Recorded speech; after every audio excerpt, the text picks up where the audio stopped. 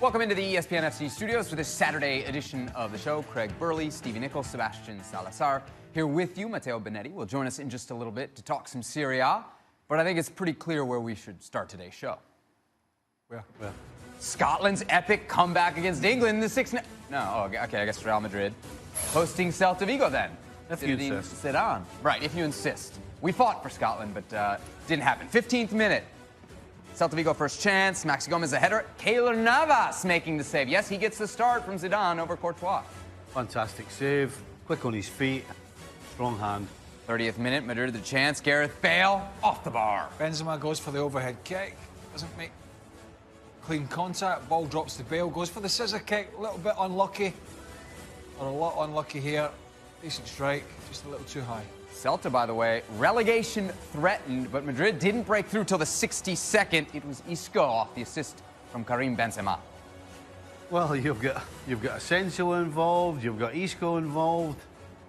I mean, what a return for those two. 77th minute, Gareth Bale off the post. Madrid up 2-0. Hold on a second, was that Marcelo involved?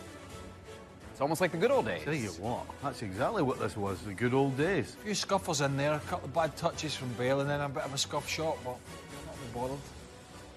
2-0 the final score then for Zinedine Zidane and Real Madrid as they beat Celta Vigo. Let's check in on the Real Madrid player ratings according to ESPN FC's Dermot Corrigan. All sevens pretty much across the board. Asensio getting an 8 in there, Luka Modric as well. Pretty clear message here from Zinedine Zidane. No, Craig, he is going back to the old guard, and that's who he's going to ride with. Well, it's the key from this game is, you know, obviously Celta Vigo are in the relegation zone, and you're at home against them, so it's hard to gauge. But personnel, yeah, you know, we can talk about shape change and stuff like that, but I think personnel first, an indictment on Courtois. Like a lot of his colleagues, he's been pretty poor. When they already had a good goalkeeper in Keylor Navas, so that was a bit of a strange summer transfer anyway. No Casemiro, so you got, you know, Kroos and Modric in there. Asensio comes back in the team. Isco comes back in the team. Bale comes back in the team. Marcelo comes back in the team. So I think it's a statement from Zidane to say, well, whatever happened under Lopetegui and latterly Solari, I don't care. You know, if you do the business for me, I'm going to put you in the team, because we need to get back to winning ways.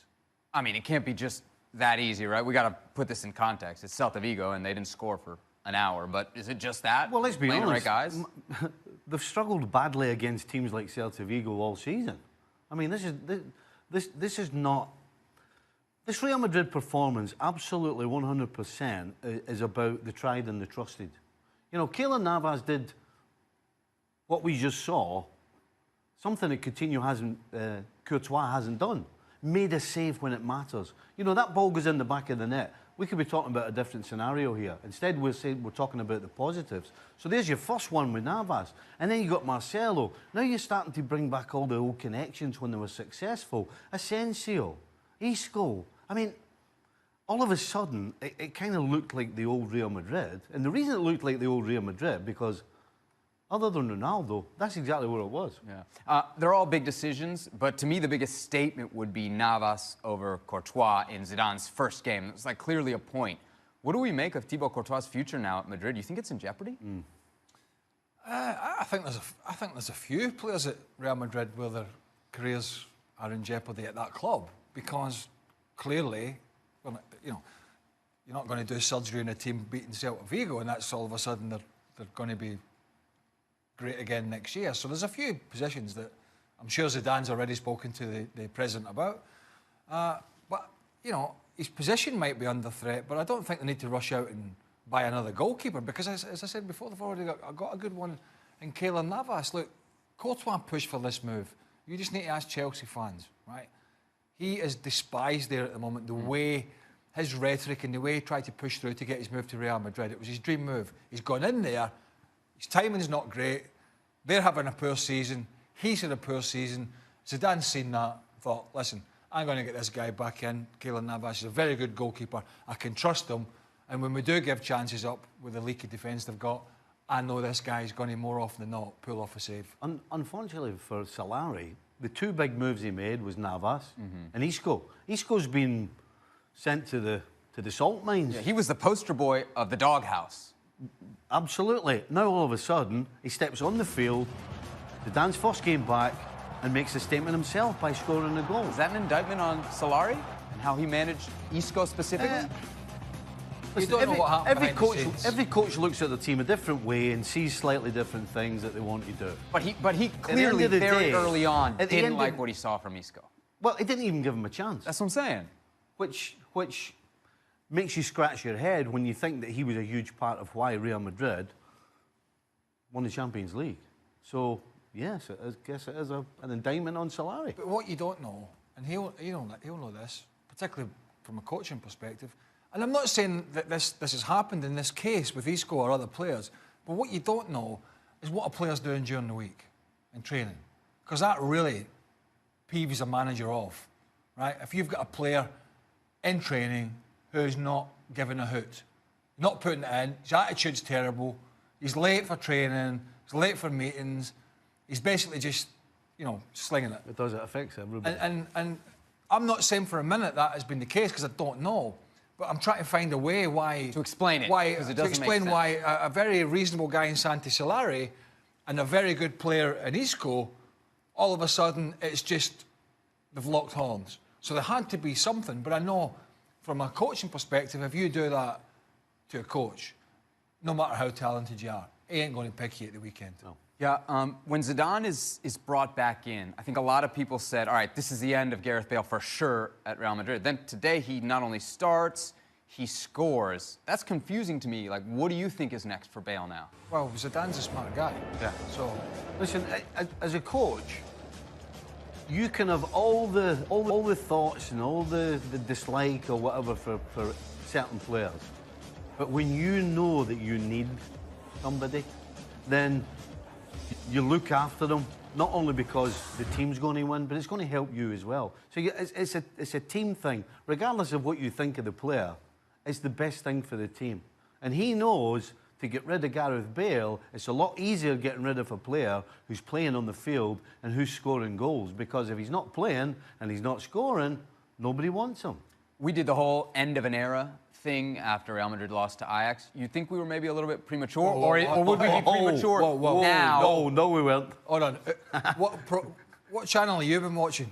Who did an end of an era? Well, I mean, the conversation was had, right? That this Real Madrid team has... Well, it needs changes.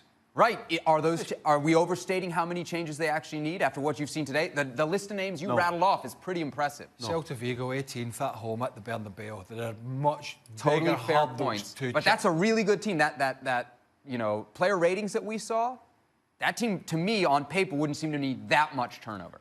Yeah, on paper, but we're not talking paper. Teams, like players, like managers, have the shelf life. And this team has had its shelf life.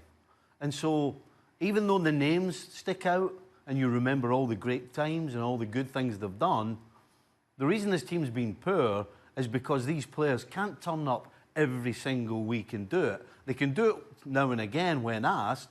That may be the case today. I said they looked like the old Real Madrid. Maybe that's just one of those games. And so, yes, changes have to be made, but for right now, you just got to be happy that they actually look like a Real Madrid team. And you know what? One of the things that I look at Luka Modric, who was what was he voted again? The Ballon d'Or. Yeah, Ballon d'Or. Well, you can. Quite a big. I mean, you can agree with that or disagree. You wonder. But what I would say is he looks like a player who played all of last year, an unbelievable amount of games, and then he went to the World Cup. Well, pre-World Cup, then the World Cup. They went all the way. He had a couple of weeks, and then he was over here, I believe. I can't remember if he was over here for the ICC. ICC, yeah. But then bang, he's straight into the season again. And he's playing week in, week out, and you're looking for him to dig you out results. And he looks like a guy that actually just needs a rest. He needs a whole summer off just to recharge the batteries. And that's been a big problem for them as well. Yeah. All right, enough on Real Madrid. Let's go to the other side of the Spanish capital, Atletico Madrid. We're traveling to Athletic Bilbao. Pick this one up in the 44th minute. Antoine Griezmann gets in behind the defense, goes down. No call made. Did the referees get it right, gentlemen? Well, on on the first instance, I didn't think they did, but having seen the replay, then I would say no. I think the defender gets the ball first. He catches him here first, does he not? Yeah, Then he makes a tackle. it's a tough one. It's Well, it's tough tough. And you know what? If you're not sure, you can't give the penalty. Still 0-0 in the 61st. Another penalty shot. Alvaro Morata goes the shot. Goes down. VAR would look at this. Well, I know he's had had- no penalty. He's kicked the player's leg. The player has the defender hasn't made a challenge. He's kicked his leg. Yeah, am I right there? I would suggest that, right? 73rd minute after a turnover. Inigo Córdoba makes a pass. Iñaki Williams, the tap-in. Well, that's why you follow in. That's what you're told. I mean, it's definitely a strike for goal, but Williams coming in at the far post. 85th minute. Inan Codro, the shot deflects off Jose Jimenez. Athletic up 2-0. All Black, no chance. Absolutely no chance here. Nothing you can do about that. 89th minute, last chance for Atleti. Alvaro Morata, wide open. Stop me if you've heard this before. He sends it wide. Yeah, we've seen that one a couple of times. Been some week for him, isn't it? Oh. Bilbao 2-0 winners as we take a look at the top half of La Liga. Barcelona 7 points clear. They'll play Betis on Sunday. Chance to make it a 10-point lead over Atletico Madrid. Meanwhile, Real Madrid closed the gap on their city rivals to just 2 points. Time for the FA Cup quarterfinal round. Swansea City hosting Manchester City. Swansea 15th in the championship. City, you know where they are. 19th minute. Fabian Delph takes down Connor Roberts, and Delph called for the penalty. Yeah, no question. 100% penalty. The schoolboy error from Delph diving in there gives the penalty away. Matt Grimes steps up. That's a lovely penalty as well, eh? Yeah, converts 1-0 Swansea. Things would get better for the home side. 29th minute, great build-up. Nathan Dyer finds Bersant Celina. I'll tell you what, if Man City had scored that goal, people would have been saying what a fantastic goal that is from a great squad. And this team, as you mentioned, struggling in the Championship, great football and a great finish. Pep? And by the way, he put a strong team out. He did. Really strong. Didn't quite look nervous there. A 69th minute. Sergio Aguero can't get a shot off in the box, but he finds Bernardo Silva. How about that finish? Yeah, sweet as a nut. A beautiful strike. Unfortunately, poor defending initially. The ball was never cleared. And then Bernardo Silva does that. Now the question, can Swansea hold on? Raheem Sterling draws a penalty on Cameron Carter-Vickers. We looked at this a bunch, guys. I still don't know. I know. That's the best angle for sure. He has taken a little bit of the ball here.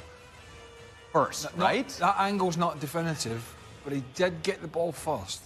And he got lucky here. Yeah. He hits the post, comes back, hits the goalkeeper, who could do nothing about it. You watch from this angle, clips his leg or his foot. Christopher Nordfeld, who had an amazing match for Swansea, was really keeping them in at 83rd minute. Kun Agüero running the break to Sterling, back into the middle.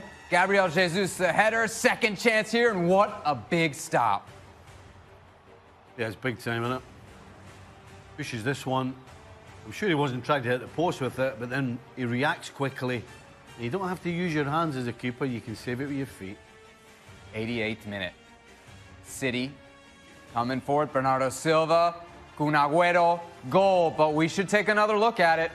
Well, it shouldn't have stood because he's half a yard offside. No VAR at this game, so it's missed and it favours Manchester City.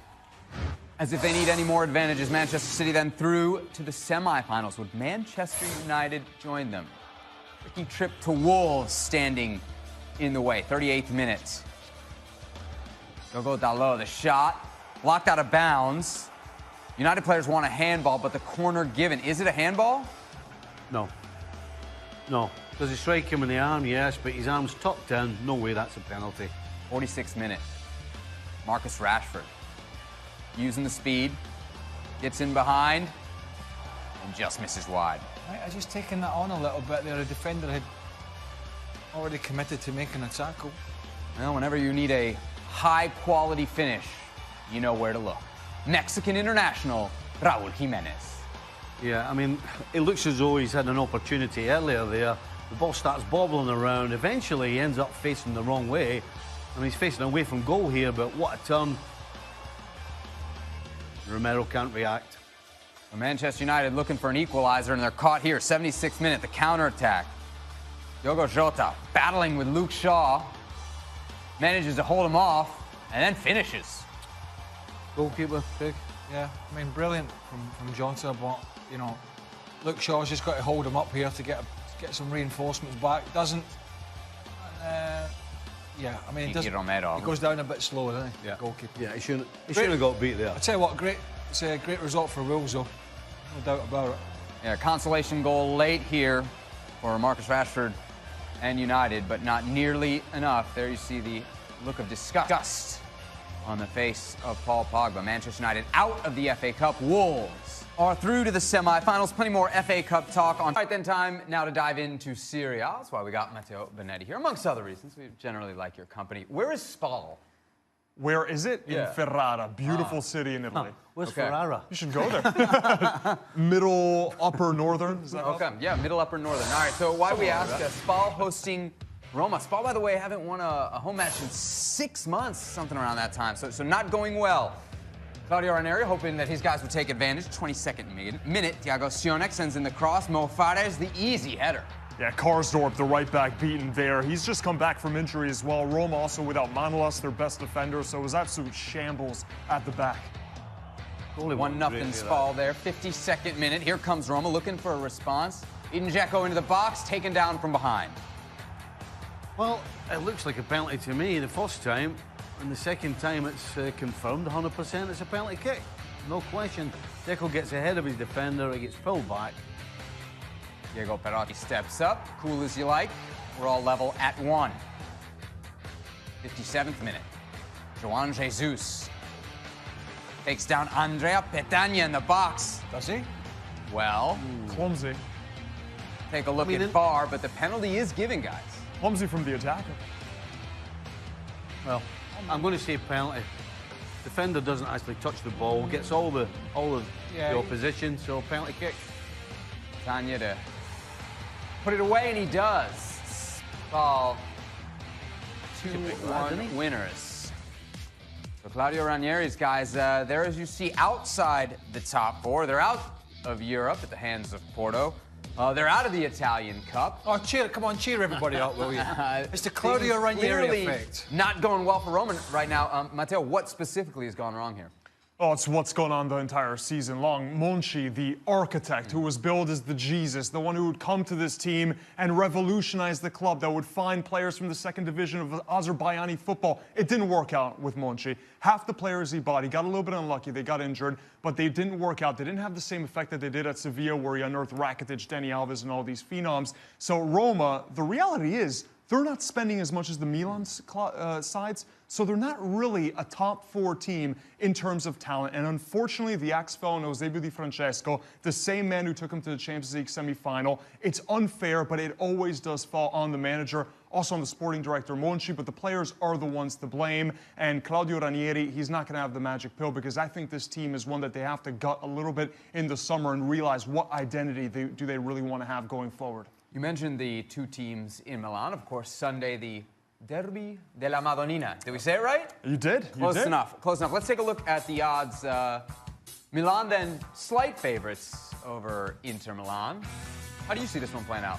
Milan are massive favorites. Really? They haven't lost in the league since December. It's 10 games now undefeated. And you know what? Milan, they've been winning ugly. They've been winning pretty. They play finally some good football under Gattuso. But for Inter, the Icardi situation, if I were an Inter fan, I would never be able to accept this player back as a fan. He's not coming back. I thought there might be a chance that he'd come back for the derby.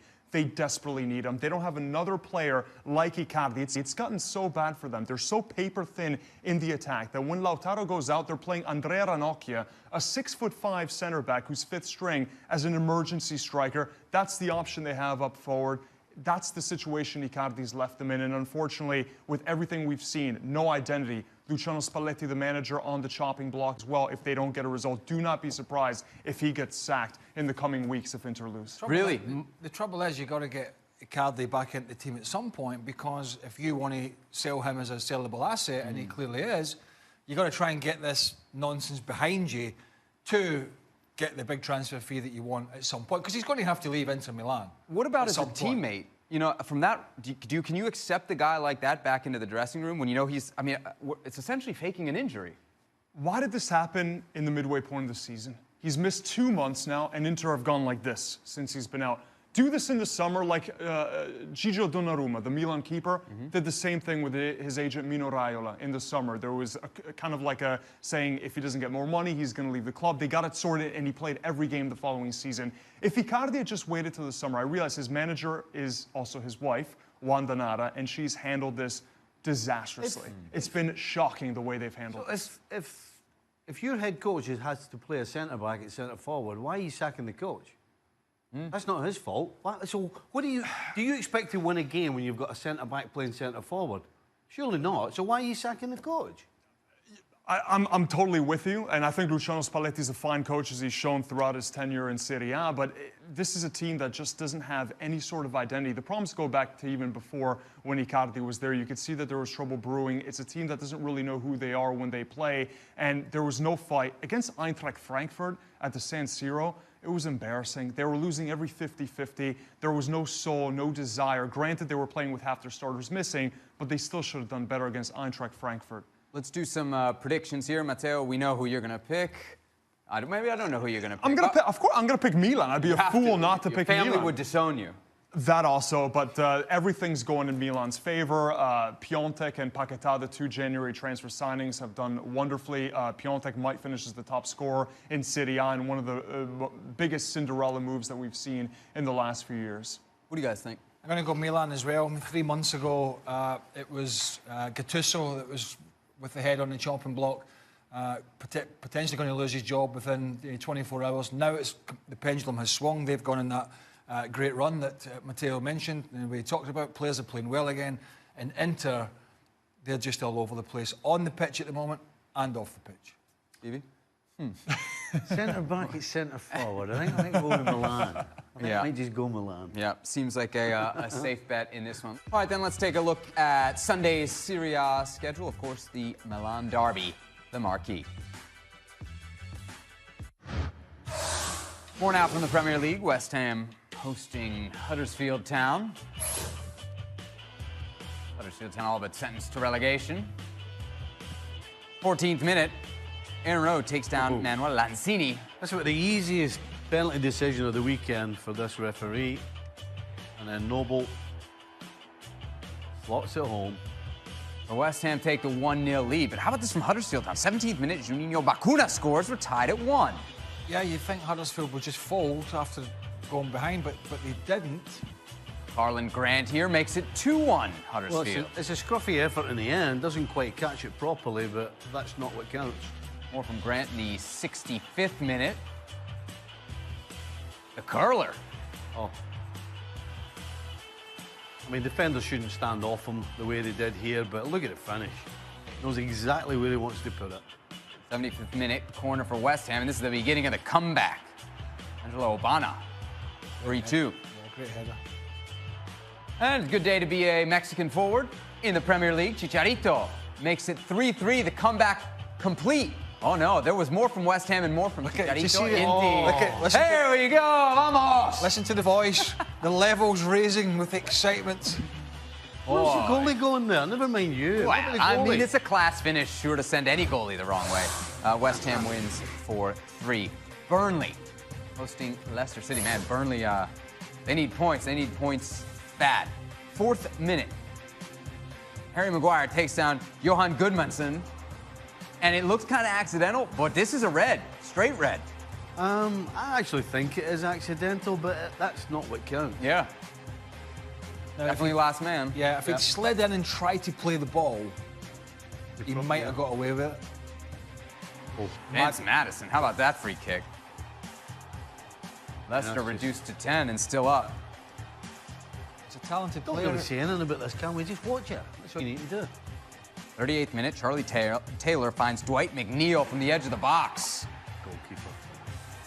Yeah, He's got to do better there, isn't he's he? a young player, McNeil, who's got a good future at Burnley, but the goalkeeper's definitely at fault there. How about this, guys? The 71st minute, Charlie Taylor into the box. Wilfred Ndidi appears to take him down, but no penalty given.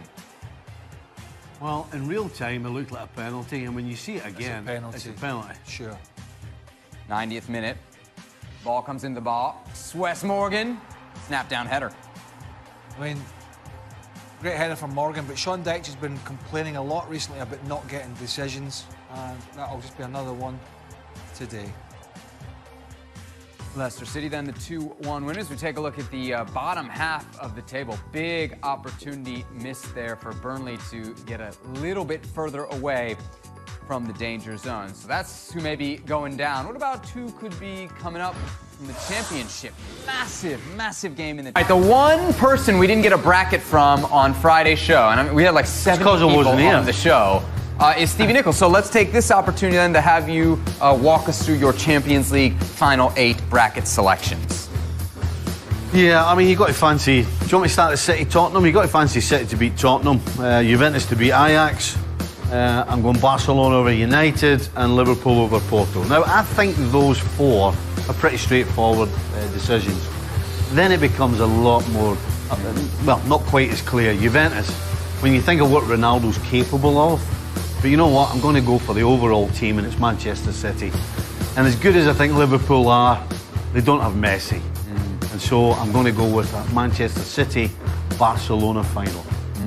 Wow. And who wins? Messi. Messi. The default answer is just Messi, right? You know, I mean, any team that has Messi in it has to be favourite pretty much. Do you like that you already know who your semi-final opponents are going to be? I don't know. We were talking about yesterday. I think it should be a draw. Another draw. Well, it's more excitement. Yeah. Even though the draws themselves are very boring, as we talked about, it's still the unknown of who you're going to get. Yeah. Right. So then the headlines tomorrow will say Liverpool legend disrespects former club. Not at all. Listen, if I I said they were going to be beat by Porto, then yes, maybe. Right. Not to disrespect Porto. No. I just did. No disrespect to Porto. All right, before we disrespect anybody else, You know when you say that, it always means that you have that. Craig, Stevie, I'm Seb. Thanks for watching. Mateo as well. We'll see I you didn't next mean time. that, honestly, Porto fans. All right, then, welcome into Extra Time. Craig Burley, Stevie Nicol, Matteo Benetti, Sebastian Salazar here to answer your questions, and we've got a good slate of them. So let's dive right in. Kartik wants to know. How old are you? How old am I? Let me see that pen. Ah, dude. The real... Look at this. Seriously? I mean, come on. Donald Duck. We're a Disney company. Wait, is Donald Duck I know, Disney? but come on. How old are I'm you? a company man. How old are you? Old enough not to be using a Donald Duck pen. Exactly. Gosh, we were off to such a smooth start there. Kartik wants to know, why not have standard implementation of VAR in at least knockout stages of FA Cup? Swansea were really unlucky to miss out today. They were. I mean, Man City got lucky. I don't know why they don't. Why don't they? I've no idea. If Shaka were here, he would give us one reason. No, Shaka would give it an excuse. Oh, and what was his excuse? That at the smaller grounds they don't have it? Yeah, they can't afford it. They don't have the facilities to... Kind of makes sense. Oh, yeah, it would make sense if it was Brentford against Manchester City, but the fact is it's Swansea. They say they have to train the referees, but really they should know what they're looking at. It's not like they're looking at anything new. And you know what? When you watch football with VAR, when you look at a game that you know doesn't have VAR, it almost feels ruined for me at this point. VAR in at all the Premier League grounds, but not Swansea. Anyway, but at some point you think you'd ought to have it in. All right, Christopher wants to know, do City have a realistic chance on winning the quadruple? Absolutely, you've got a realistic chance. Yeah? Kings have won the treble, so why not? Nobody thought Real Madrid could win three Champions Leagues in a trot, and they've done it. Do you think they will? Maybe that's a better question. All right.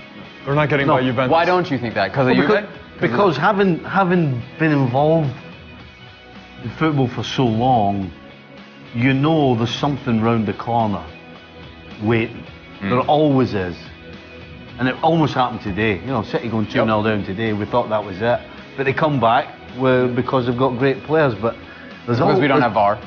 Listen, there's always a pitfall around the corner somewhere. You know it's coming, you just don't know when it's going to come. What do you think? Don't. No? Don't get paid to think.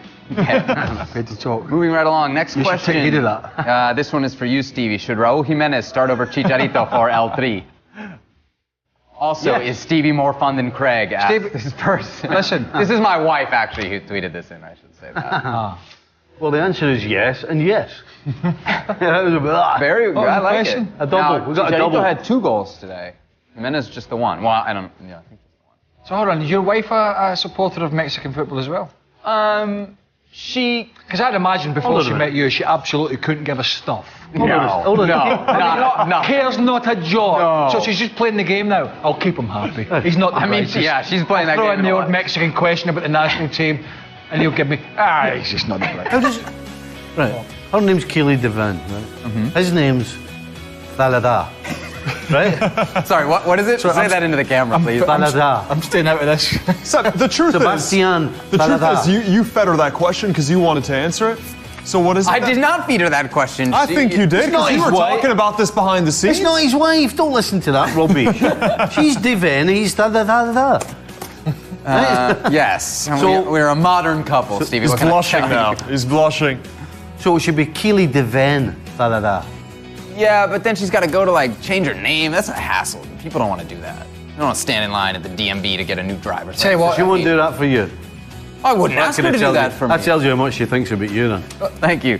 The, Tell you what, that must have been some nights out before you got married every night going, what do you think, Chicharito? Should you start for Mexico? how do you think I got her I married? think I'll have the Pinot Noir. No, but will Chicharito? Will he start from Mexico? You smooth talker, you. I'm really probably the worst when it comes to that. Yeah, she's over soccer. I think Jimenez is ready to start over Chicharito. And Stevie and that Craig would are be equally difficult. fun, I would say. But he's never taken you out. You're right. You know what? Craig gets the edge here. But that's only based on experience. Some of the stories I hear about Stevie, he might be quite a bit of fun to hang out with. You can angle that whatever way you like. All right, so Kerry wants to know, if ESPN was a team, who'd be the coach and who'd be the captain? Well, he'd either be coach or captain.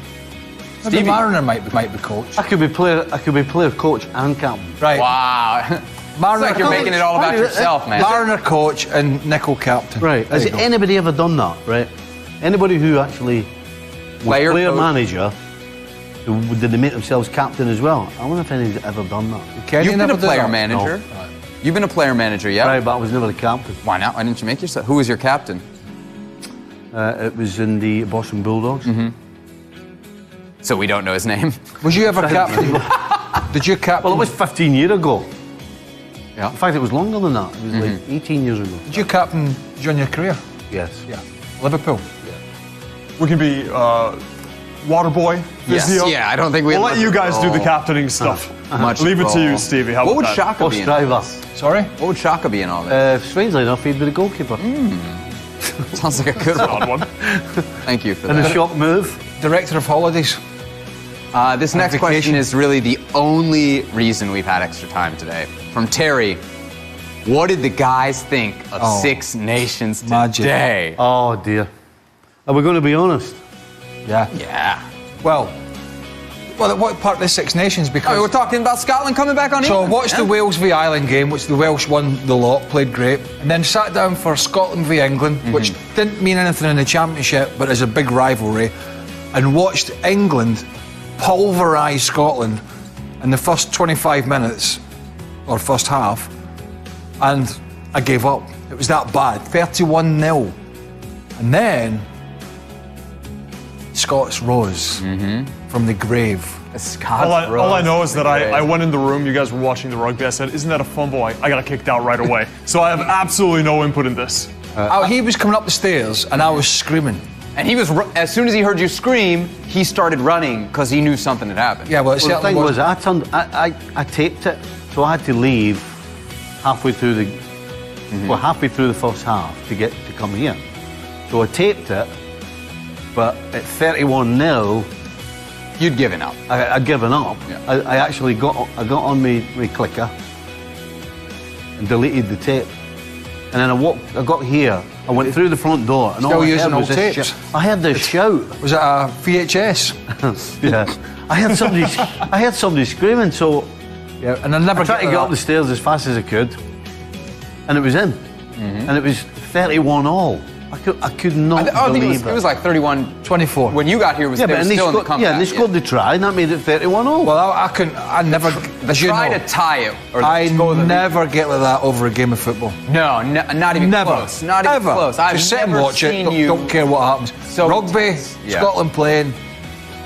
But not just playing their rivals, epic comeback. Well, they came back to 38-31 with For Scotland.